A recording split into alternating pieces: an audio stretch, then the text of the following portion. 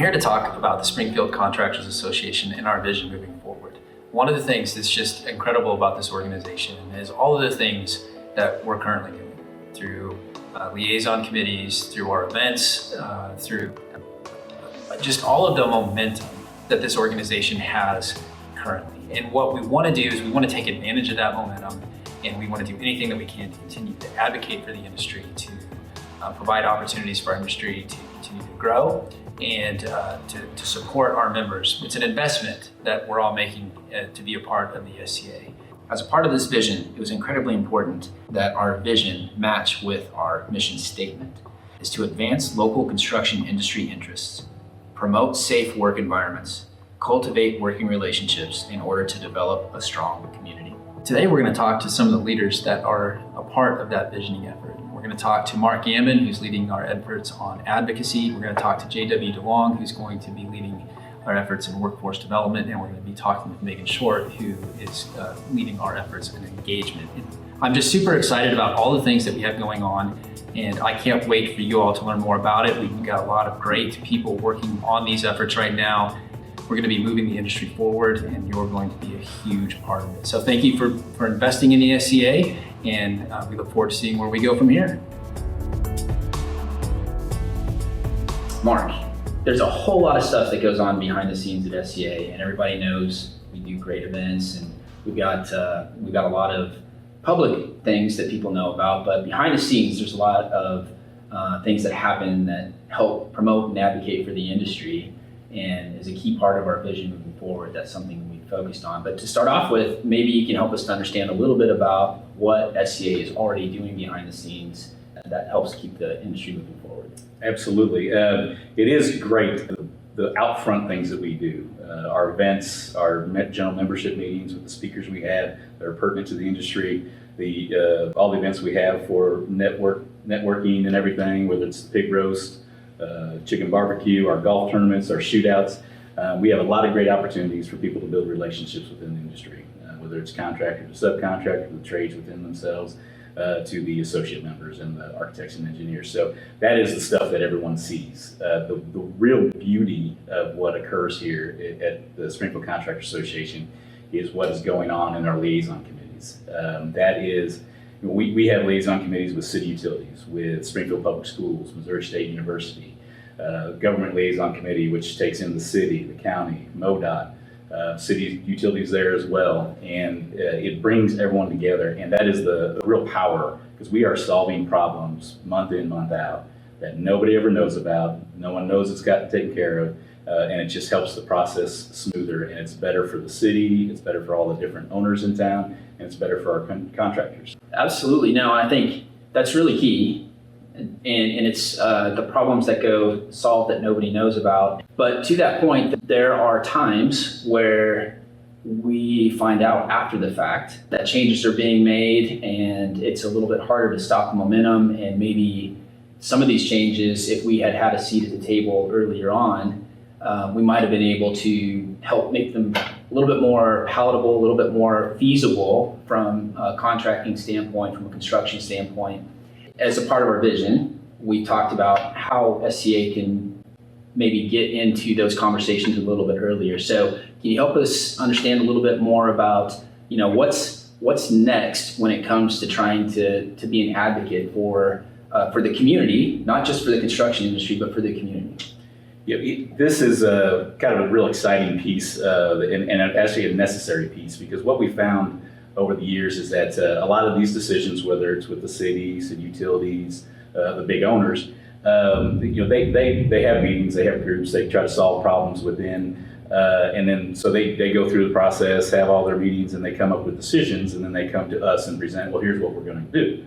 Well, this is way after the fact. Oftentimes those decisions are already kind of set in stone, and they have not been able to take into account maybe some things that we could bring to the table to point out to them that this may not work as well as you think it is here. Here's some changes, or they may not recognize up front some of the kickback that they would get that they don't think would be a problem that ends up being a problem. And so rather than waiting until that has been done and we're in a more combative environment trying to fight for what's going on there, let's try to get a seat at the table. up front and go through the process with them. It's not that we're going to get everything we want for our industry and for our members, but I think it'll be a lot smoother, and the various government entities and owners around town have always been open to us sitting down and talking with them. We just got to make sure we have a seat at that table. Absolutely, yeah. We're blessed to have people within our local community in leadership positions that they want the best for Springfield, right? On the governing side and on the contracting side, and so we definitely need to be at those tables taking advantage of that. Well, and we've actually had instances where we've actually been able to help, because of our relationships with different entities, get some entities together to talk and work through some problems up front. And we were able to facilitate that because of the work we've been doing through our liaison committees. So it's actually been great. Yeah, no, that's outstanding.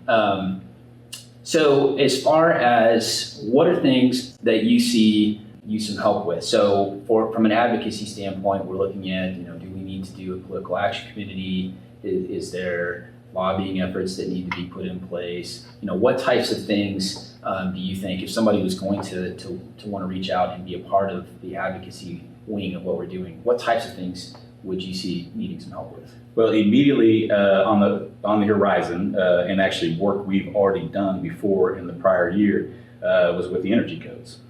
Just like everything, it's a one-size-fits-all program that comes out. So we get these energy codes that come in, and communities either adopt them or don't adopt them. And the last round, while there is some great stuff within those energy codes that our contractors and our designers are already doing, there are also things that were just way beyond what is necessary, because the same building code doesn't work in Springfield as it does in North Dakota or Texas even. And so we were able to work with the council and the various entities within the city to kind of come up with a modified code so it wasn't too onerous and take our values of construction too high, but we were bringing in the best parts of it that are being implemented anyway and that people are open to and want. And so we were able to keep it from just being a completely onerous situation in that regard.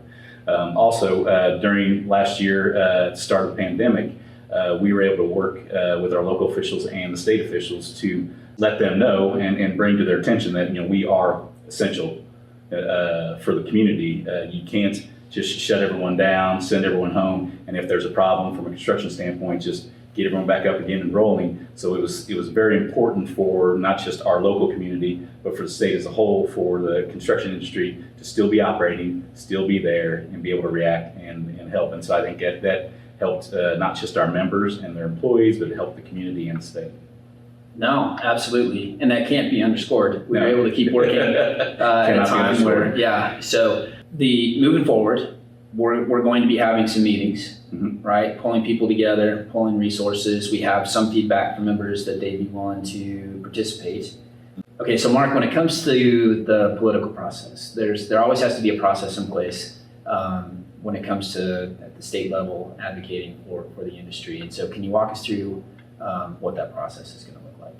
Yes, this is another part of what we come up with through the advocacy process. Is we're doing great work locally, and we're trying to improve on that, which will only serve our community and our members of our association even better. But there are things that start at the state level and come on down that we just aren't there for. We don't know about, or we don't find out again until it's already been done and sent down to us way after the fact. And it's not something that we think that we need to do on our own, but we think that we need to engage at that level. And so I believe we're looking to work with our partners within the industry and maybe work to have a united front on the state level to advocate or to look out for legislation that's coming through that may work against us directly.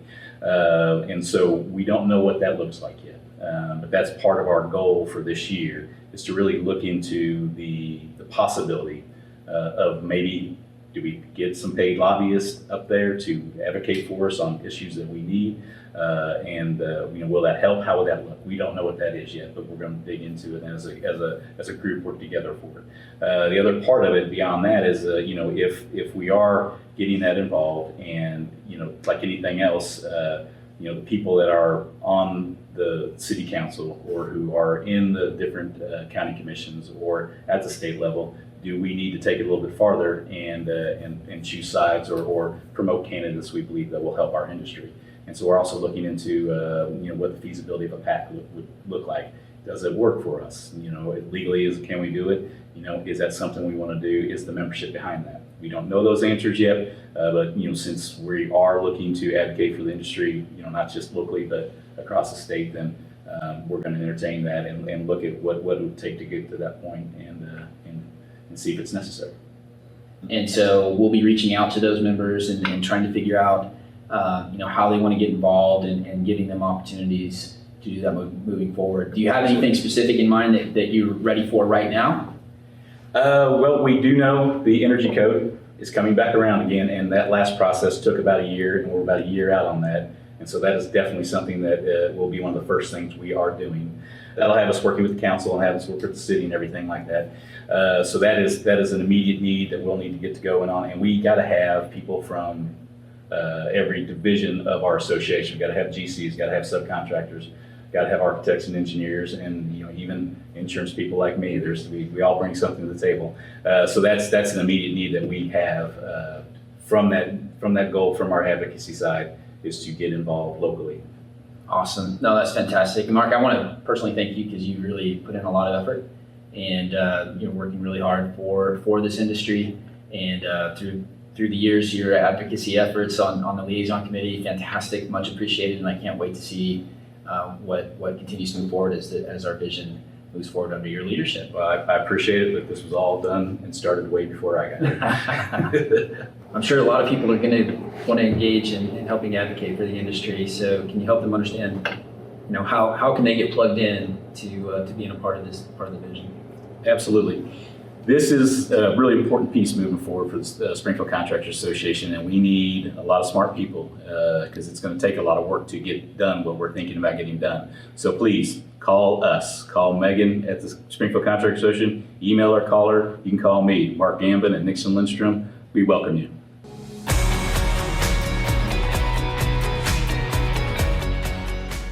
Okay, so JW, we're going to talk now about workforce development, which is probably one of the biggest challenges that faces our industry. And to date, we have been working in this arena for a while now. We've been doing career days for years.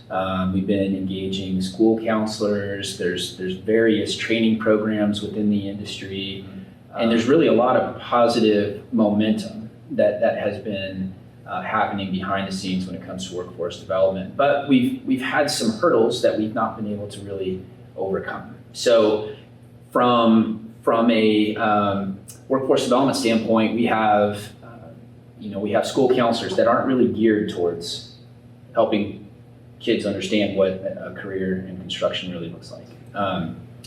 We have an unclear pathway on what success looks like in construction. We have a perception that maybe construction means that maybe you didn't succeed in high school, and so it's a backward. We just, if you don't succeed in high school, what are you going to do the rest of your life? Just dig a ditch, and it's a really an unfair perception because construction is actually an incredibly important industry for the area, and there's some amazing careers that you can have in construction. So, what types of things do you see that we are going to be doing as we move forward to try to hit the easy button and create a better narrative and give people the tools that they need to find a career in construction? Sure. So workforce development has been one of those things that we struggled with, and every industry has. From anything in construction, we're trying to get over that stigma, like you talked about, of construction. Just if you don't know how to do this, you're going to end up digging ditches.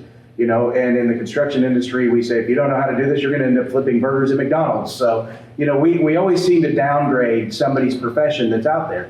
With workforce development, we're really starting to get in and realize that students are it's a career path. It's not the traditional career path of a 4-year college and then going to whatever career you select there. The nice thing about construction is you can start it right out of high school. You can really grow those kind of things. And with this workforce development, we're going to get kids engaged into it. We've got our new website with the Springfield Contractors Association. That new website is really starting to, grow with the easy button. The kids can watch videos. The young people that are coming up are more video oriented. They want to see it on a video, but they also are very hands-on. They want to try it, they want to touch it, they want to do it. So we need to get them interested. In the past, we've had those career days. Some of them have bombed, some of them have been very good with the teachers and things like that. Those are now in our Build My Future is the event that, where it's not just a Springfield Contractors event, but it is a great event where kids can come out, get an idea, get an experience in a one-day hardcore, drive this truck, play with the tractors, learn what plumbers do, learn what electricians do, learn that, welding is part of it. Maybe aspects that kids don't even know as part of the construction. So that is where the workforce development comes. We're going to be talking to, you mentioned we've talked to counselors in the past. We're still talking with counselors. We're talking with tech ed teachers. We're talking with ag teachers. We're trying to get an aspect of what all in the past has been, good and what has been bad, where the gaps have lied. And so we're trying to bridge those gaps now with the workforce development committees. We've had in the past, as you know, the counselor roundtables. Those went really well because it's led us into what it is that the school system is saying, hey, these kids are interested in this kind of stuff, so we can take that kind of stuff and really grow it into something that they're passionate about or something that they at least can find interest in. Nobody wanted to go be a ditch digger. But when you start out as a ditch digger, you can start out on a pretty cool, $200,000 piece of equipment now digging ditches. It's not like the old backbreaking days of, you think that old guy's out there just digging away with a shovel. You're on an excavator with GPS, air-conditioned cab, a stereo, and doing a whole lot of cool things that are out there. So it's really neat on that kind of thing. That has also led us into what is Build You, kind of your vision and Diana's vision of what Build You is. A 4-day intense program for students that we're going to launch this summer. But it's that 4-day intense program where those kids are going to be able to learn, in a controlled environment. Doesn't mean they have to be, 18 where it is you're kind of working out on site. But then you're also going to get to go visit those job sites. You're going to get to see the big construction. Most people's view is from, 5,000 feet away. They're behind the fence. They don't get to go in and see exactly what's going on. So this is going to give them that opportunity to really see what that is and what the Build You is going to be. So, and I know you have more history with Build You than anybody. So, there's some great things with that. No, absolutely. Build You is a great program, and Diana and her team have done a fantastic job pulling that together. I can't wait to see that first Build You this summer and seeing kids actually getting a chance to put their hands on things and actually learn how to do stuff there. So, no, that's fantastic. And you mentioned the piece about bringing in counselors and educators.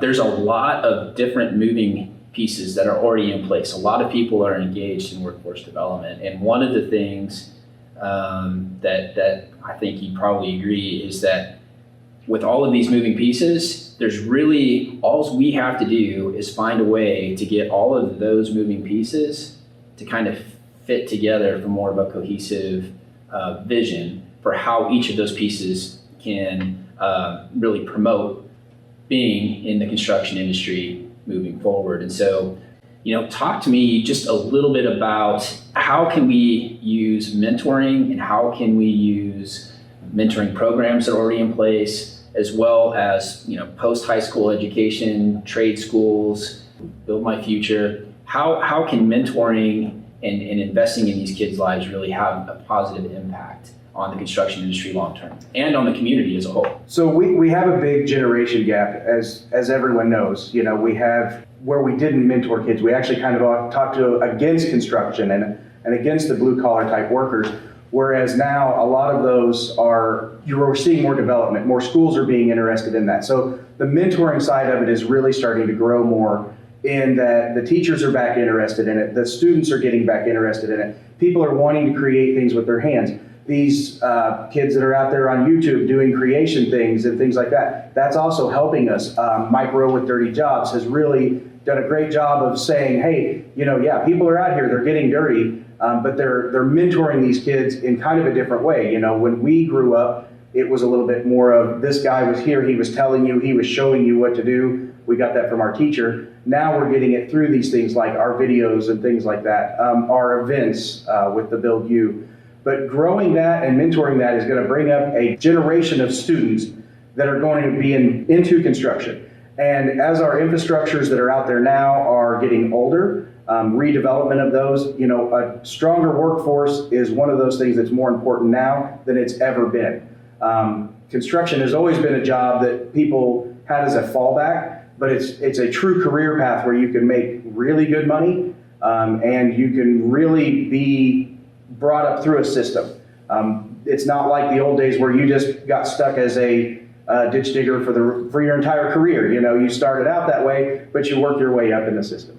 Oh, absolutely. And I think when you take a look at, we've heard it once, we've heard it 1,000 times in our industry. There's a natural tendency to hire farm kids. We hear this a lot. And you know, that is a disappearing breed. That, you know, farm kids are not the norm these days, and so we've got a lot of talent within the area, within the city of Springfield and surrounding area, that's really untapped. And if we want to provide an opportunity for those kids to have a future that they don't see, then we have to invest our time and our effort and our energy into giving those kids that vision. It's not their fault they're born into that situation, but it's our responsibility to help them see a different future than what they see right now. And so, you know, I'm excited about that piece, and I definitely appreciate your willingness to step in and lead this part of the vision as we move forward. I'm really excited to see what we can do with that under your leadership, and I just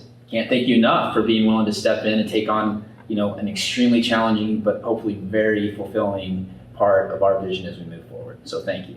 One of the things that you mentioned was really interesting too. A lot of the shop classes had disappeared for a long time. Those are starting to be brought back, especially in the Springfield public school systems. They have tech ed is what they call it now, so it's no longer just that shop class stigma. Those are being brought back. A lot of people don't know that are not necessarily in the community. I have a young child. He's in the elementary system. I was still under the impression that those things weren't in the school system now. So it's not a huge advertised thing, but that's one of the things that we're trying to grow with that, as well as getting kids interested, but also letting them have that training throughout their younger years. Maybe even starting as little as young as in junior high, where, you know, they kind of get the idea and the focus of it and things like that. But yeah, urban kids have just as much potential as those farm kids do, of being in construction and working their way through it all. So as a critical part of the visioning process, what we recognize right now is that there's a lot of people doing workforce development in one way, shape, or form. And the way I like to look at it is there's a lot of boats in the water, a lot of small boats with oars going different directions. And what we really need is we need to get all of those oars on the same boat, all working in unison, going in the same direction if we really want to create momentum and make a difference. So tell us a little bit about kind of what our plan is moving forward to do that. So the plan moving forward is we're going to get everyone that's in those boats together. We're going to have kind of a summit where everyone is together in one room. We're starting to talk. We've had multiple meetings already, but we're working to further that mission by getting everyone in that boat. So with everyone in those boats, we're trying to get everyone together so that we know what they're doing, because you may be paddling over here and the guy on the other side of the lake is paddling this way. What we're going to do now is get everyone together with more of an education piece, you know, figuring out what they're doing, figuring out what's worked for them, what hasn't worked for them, so that we can all get on one plane and start moving in one direction. There's no sense to reinvent the wheel multiple times if this person knows what works. You know, if we can get together and partner with them, and we are great with partnerships at the SCA, as you well know, so we can partner with more people, get everything together, and hopefully with one mission, we can cover a broader area or cover the students with multiple things. No, absolutely. And I think from what I've observed, you know, I think we're not educators in the construction industry, but we know what we need.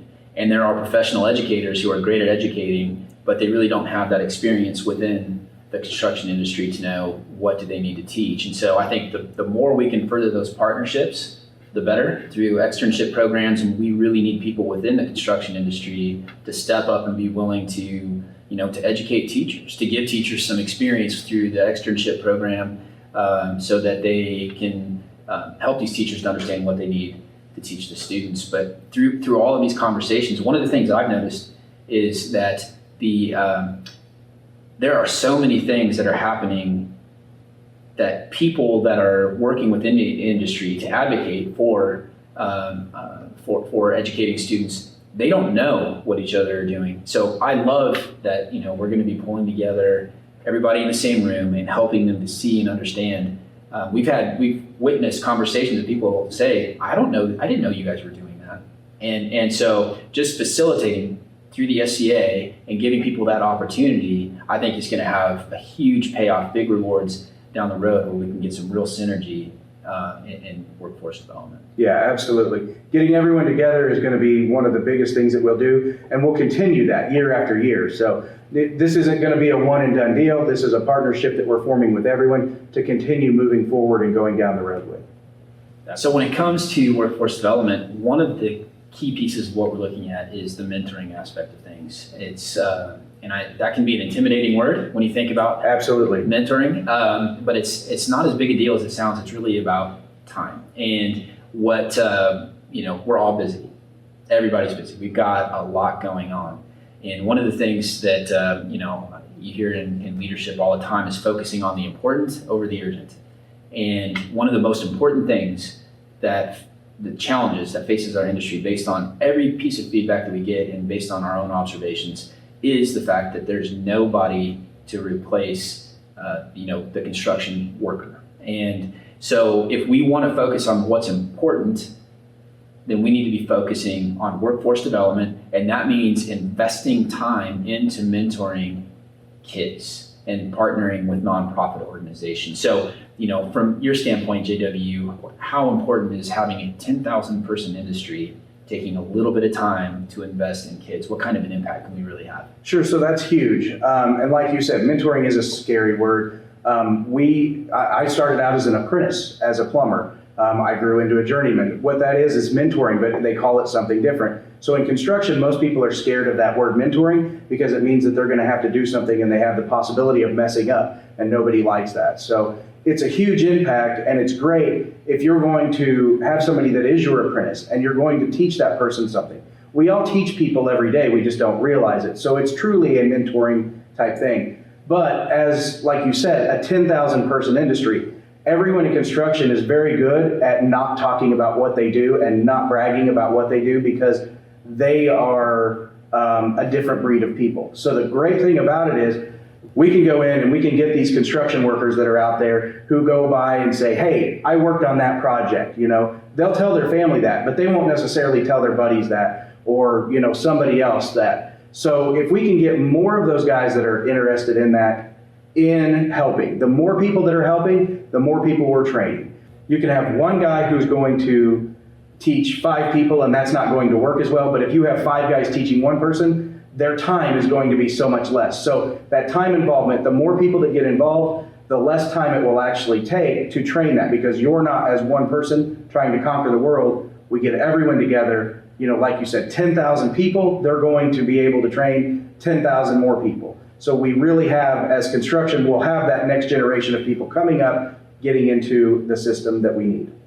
Yeah, so I think as far as, we really, when you mentor, especially when you look at kids, when you step into a mentoring role with kids, I think one of the things that people really are hesitant to is one, the time piece, and then the other piece is, what am I going to do with these kids, right?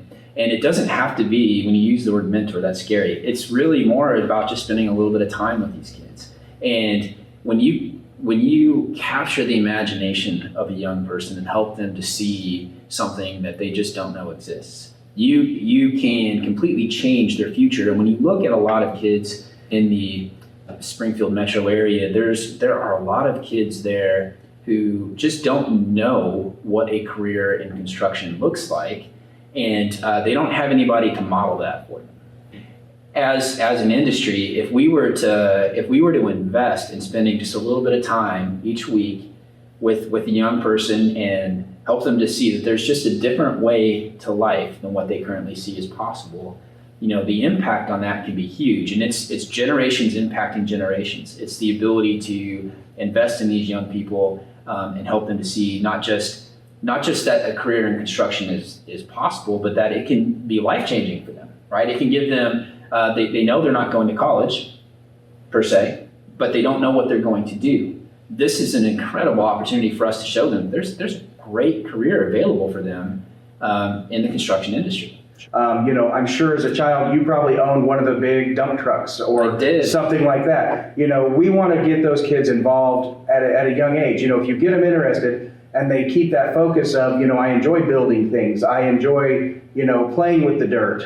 That's where we're going to grow these minds into. It's not bad to play in the dirt. It's okay to get dirty. You go out, you get to dig ditches, you get to dig foundations, you get to build buildings, skyscrapers. I mean, in Springfield, we don't have skyscrapers necessarily, but it's not that you're just necessarily locked in. We want to grow in the Springfield area, but you can go on and do bigger, better things. It may be in the future where we have skyscrapers in Springfield, and the younger generation now is what it's going to take to be able to build those and have that vision. And so it truly is one of those things that we want to grow with that and have those people mentoring and shaping this younger generation to bringing them up into that kind of thing. So the nice thing about these kids is, they talk to their friends and they're going to tell their friends more things. One kid who really is excited about it is going to go tell their friend. And hopefully that gets their friend excited about it. And it not only goes from just them to their friends, it goes back to their parents. So maybe a parent that is struggling, they can come in, they can get a job in construction. Because in construction, we're not just looking for the younger generation, we're still looking for workers today, as we will be for tomorrow. The nice thing about workforce development is, as a byproduct, we can get parents interested, those parents can also come into it. Then those parents tell their friends, everybody will start to get it. The teachers will understand that it's a better thing as we start to build a vision and a process for people to realize how to get into construction. And that's where the SCA really comes into play of helping everybody partner together and get that growing. And that circles back to the messaging piece on parents. One of the things that we see, is even if we get a kid excited about a career in construction, sometimes they get home and that opportunity is shut down because parents see that as not best for their students. And so to reshape that narrative for parents to understand what a viable career in construction really is, we've got the buildtheozarks.com website, and it's got the career paths. It's got all the different ways that you can be successful within the construction industry.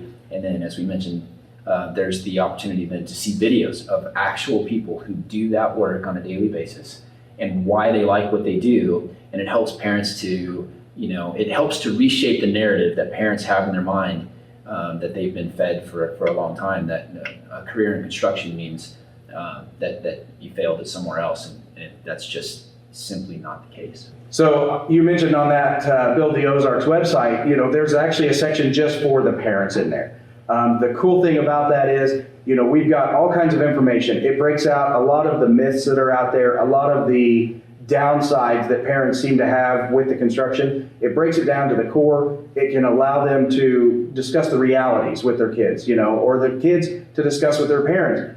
This is the reality of it. It's not a bad thing to be in construction.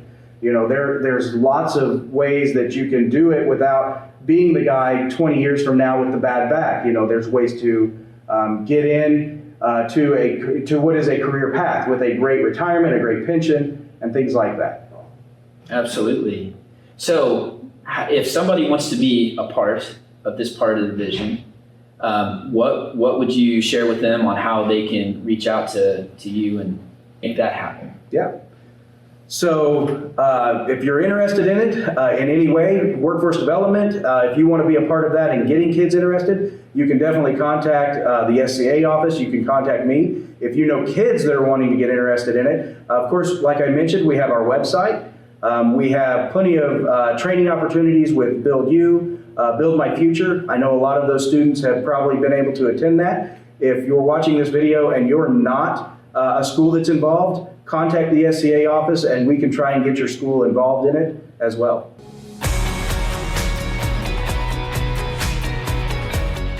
So Megan, when it comes to the engagement piece of what we do, we do events, we do them well, and we have, we're blessed with a lot of really engaged members, but we can do better. So let's talk a little bit about, what does that vision look like for the engagement piece? Yeah, so the engagement piece is really separated into three pieces.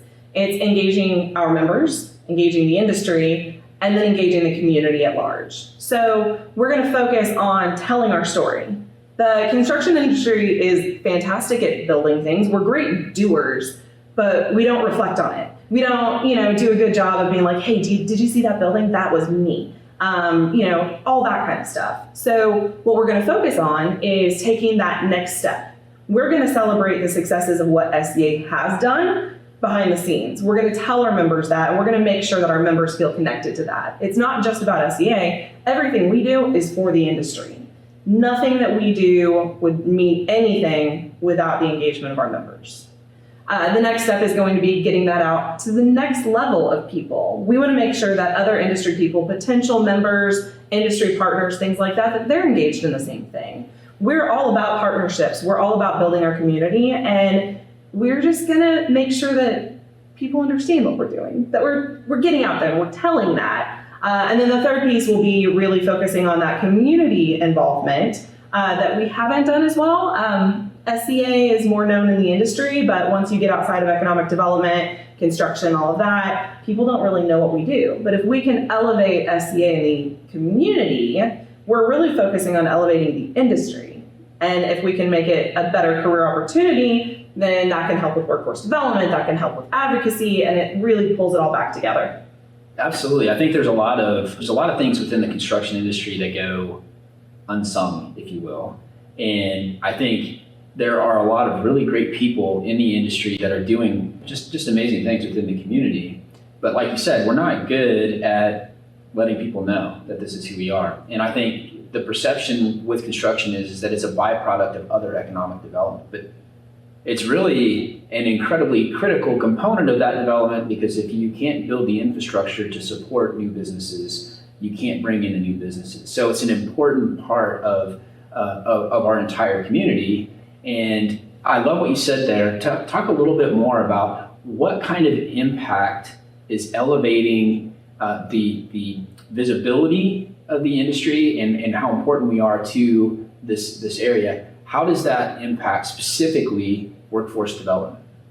Yeah, so a lot of people, when they hear the word construction, we've talked about ditch diggers, and they picture that person standing on the side of the road, that person, fixing the roof of the house next door, but they have a very limited perception of what it really is. So by us, telling the story and having pride in our work, then we're able to really explain what the industry is. There are so many opportunities. We're going to talk about how you can start out at one level and work your way into owning a company. The opportunities are endless, and we don't talk about that. We have this stereotype that when you work in construction, you're not going to be able to do it forever because you're going to have a broken back, you're going to have all of these health problems, and you're just not going to have a job, and what are you going to do the rest of your life? That's not true.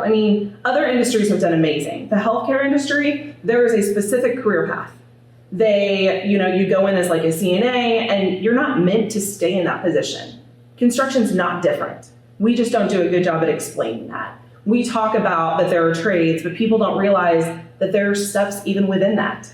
So by connecting with the community at large and us having workers talk with young families, let's talk with our community leaders. We do a good job at that, but we need to make sure we're getting the right message across and a consolidated message for the entire industry. That's what's going to be really impactful for workforce development, because once we get past those stereotypes and people realize this is a real career and there's a lot of money and there's a lot of flexibility and they are your skills, that's a big deal. That shows, we are essential. We're not going anywhere. We're not getting automated. We're going to be here for the long haul, and that's a great industry to be in. Absolutely. You said essential. Essential workers. Essential right? workers, keyword right now. Yeah. So when you just thinking about that last year, part of that communication piece was communicating with industry leaders and letting them know that we are essential, and having that, roping it back into advocacy, advocating for the industry. And one of the things that I think we probably don't focus enough attention on is letting our members really know what their investment into the SCA really does for them. They think of it as a networking opportunity. You see that in surveys. I do it for the networking, which is great, but if we're not focused on the communication piece, how are they going to know what we're doing? So I love that that's an incredibly important part of what we're doing. Do you have any ideas on how you're going to move forward with letting members know these are the things that we're working on? We want to focus on doing some hybrid things. Like we need a year in review where we can actually pull everything together in one document. We already have our weekly newsletters, but we don't know who's not receiving them. We know people that are receiving them, but a lot of times emails change, people change, things like that. So what we've been doing this year and what we're going to start trying to do moving forward is have a group of people, board members, people from our marketing and membership committee. We're going to try to actually reach out to every member with a phone call. Hey, how are you? What's going on? Do you need anything from SCA? How can we better serve you?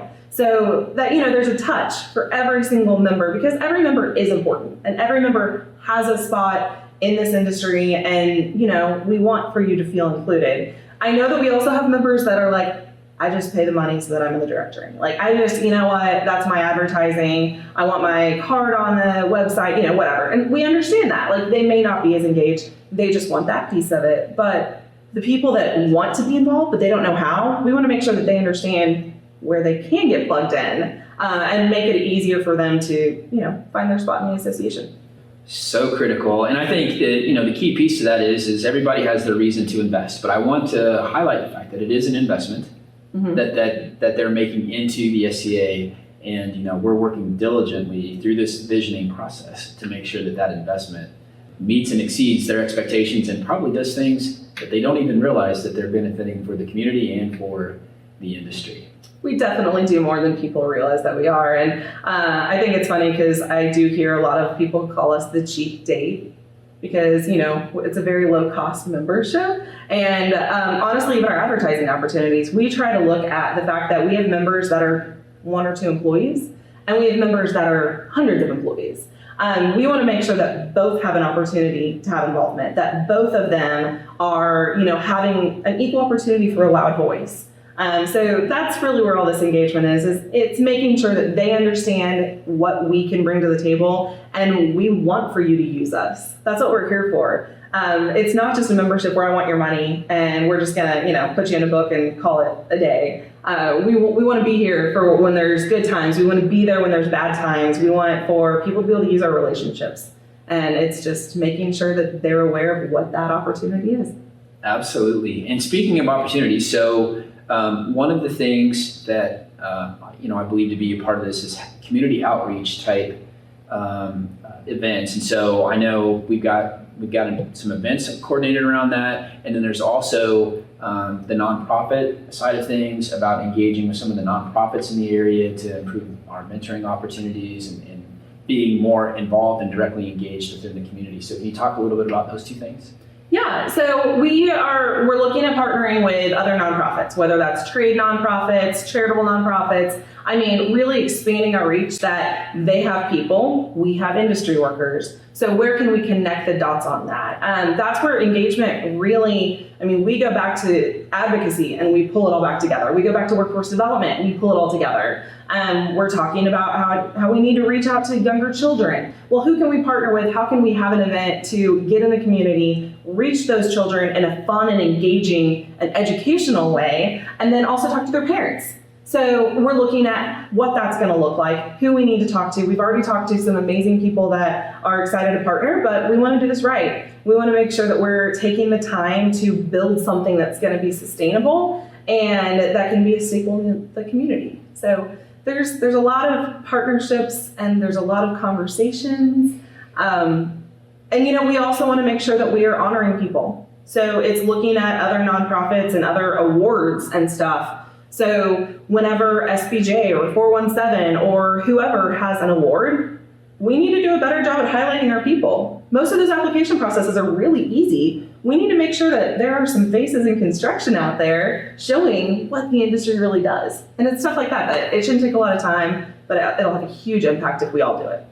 So as far as the engagement piece goes, one of the key things that we need to do, we talked about in mentoring kids, we talked about getting in front of the community, but we need to be mentoring future leaders within the construction industry. So tell us a little bit about how the engagement vision is working towards that.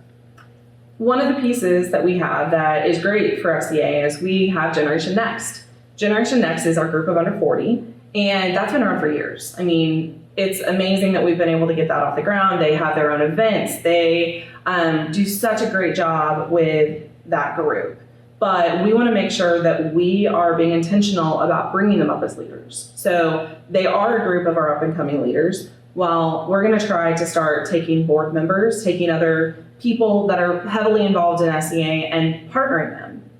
We can call it a mentor, we can call it, whatever It's a we want to scary call word, it. mentor. I know. But we're going to have short-term engagements with them. So that might be a better word to say is just an engagement piece between them. But we want to actually take a board member, take someone from Generation Next, and it's a selling piece for both of them. Because now that Generation Next person is going to get to talk to someone they wouldn't have necessarily had access to. It's someone that is obviously in the same industry, but they're not going to necessarily be the same company, probably won't be. They may or may not be in the same category as them, but it's like, let's instill that history and that knowledge and all of that information. That was my favorite thing whenever I first started working at SCA, was learning the history of SCA. I mean, we've been around since 1953. We've done a lot of stuff. That's But amazing. We need to pass that knowledge down. We need to pass down our traditions. And that doesn't mean we don't need to change and grow, because we do, and that's why we're doing this. But we also need to understand where we came from, and we need to be intentional about building the best leaders we can for the industry. So that's going to be a big piece of it, is also mentoring our own within the association to make sure that they're ready for those next steps. We want to make sure they're ready for more chair commitments, ready for leading their business. I mean, it's not all just about us. It's about making sure that they're ready to lead the industry. I love that. Leadership is it's something that I think the cross-pollination part of it, where you have people learning from other people within the industry but don't necessarily do the same thing. What a great opportunity. And Generation Next, if you're not plugged into Generation Next, you got to think about it. It's a great opportunity. And I love that mentoring aspect of how do we invest in our own to really grow the industry. So can you share with our audience ways that if they want to get involved, how can they get connected in the engagement piece of our vision? Really, a lot of that's going to be reaching out to us. So if someone wants to get involved, they can reach out to me specifically. I would be more than happy to get them plugged in. Engagement's a massive, massive piece. So we're going to have a lot of moving pieces. We're going to have marketing and membership. We're going to have an actual engagement committee. We're going to have another little subgroup that's talking about what awards are out there. I mean, this is a lot of information all together in one. So if someone thinks, I want to connect with other people, I want to be involved in that, just reach out. We'll find you a spot. It's one of those things that I don't expect for someone to make a phone call and say, I want to do this. If you want to, that's amazing. And I love that. But let's talk about your strengths. Let's talk about where you fit in. Engagement's really just getting involved. If you don't have a lot of time, volunteer for an event. It's getting you plugged in somewhere. So I would be happy to talk to people, talk about your interests, talk about your strengths, talk about what your company needs, and just reach out to the SCA office and we will find you the spot that's best for you. I love that. Thank you. Thank you for your leadership. You've been such an incredible and instrumental part of this process. I think you've had the idea of having this type of a vision for a long time, and seeing it come to fruition, it's been something that you've been a driving force behind. And so just thank you for your leadership